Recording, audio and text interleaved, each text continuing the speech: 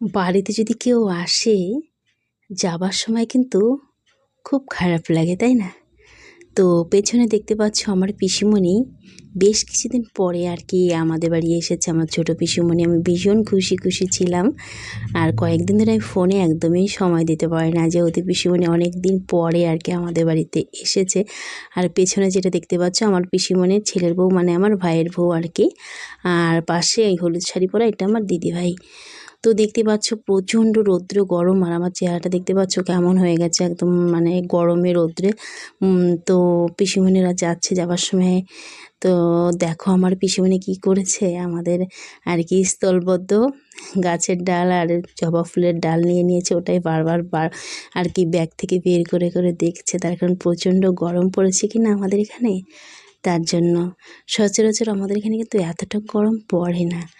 তো দুদিন ধরে এতটাই গরম যে সবাই খুবই অস্বস্তি বোধ করছে। আর পিসিমণি এই গরমের মধ্যে এসেছে, এতটা প্রচণ্ড রৌদ্র, তো ওই রৌদ্রের মধ্যেই আর কি সকাল সকাল আর কি বাড়ি যাওয়ার জন্য বেরিয়ে গেছে। তো পিসিমণি ওদেরকে আর কি গাড়িতে তুলে দেওয়ার জন্য আমি আর কি গেটের মধ্যে দাঁড়িয়েছি।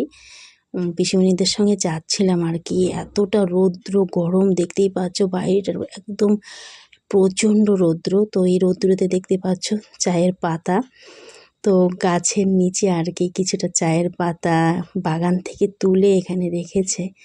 তো কিছুটা টোটো এখানে দাঁড়িয়েছিল, তাই কিছুটা ক্যামেরা বন্দি করলাম। দেখো এই কাঁচা পাতাগুলো কিন্তু এভাবে তুলে তুলে আর কি এরা নিয়ে যাবে ফ্যাক্টরিতে। আর এটা থেকেই আর কি চায়ের আর কি আমরা যে চা খাই সেই চা আর কি তৈরি হবে, চায়ের পাতা।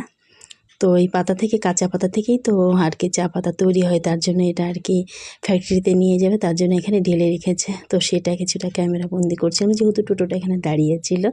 ওই কিছুটা সময় পেয়েছিলাম, ওই সময়ের মধ্যেই আর কি তো কিছুটা তোমাদেরকে দেখালাম ক্যামেরা বন্দি করে। তো এতটা রৌদ্র গরম কি বলবো, এই রৌদ্র গরমে কিন্তু মানে এই পাতাগুলো যদি গাছের নিচে না রাখে তবে কিন্তু নষ্ট হওয়ার একটা ভয় থেকেই যায়, তার জন্য এই গাছের নিচে রেখে দিয়েছে। আর দেখো এতটা রৌদ্র গরমে বাইরেটা দেখতেই পাচ্ছ, চায়ের পাতার বাগানটা দেখো, বাগানের কালার যেন একদম চেঞ্জ হয়ে গেছে এই রৌদ্রতে। আর রৌদ্রের তাপটা দেখতে পাচ্ছ প্রচণ্ড। এতটা গরম কিন্তু আমাদের এখানে মানে পড়ে না আর কি। আমাদের এখানে কিন্তু মানে বেশিরভাগ টাইমই ঠান্ডা থাকে। তো কয়েকদিনের গরমে আমরা বুঝতে পারছি যে গরম কতটা অস্বস্তিকর হয়।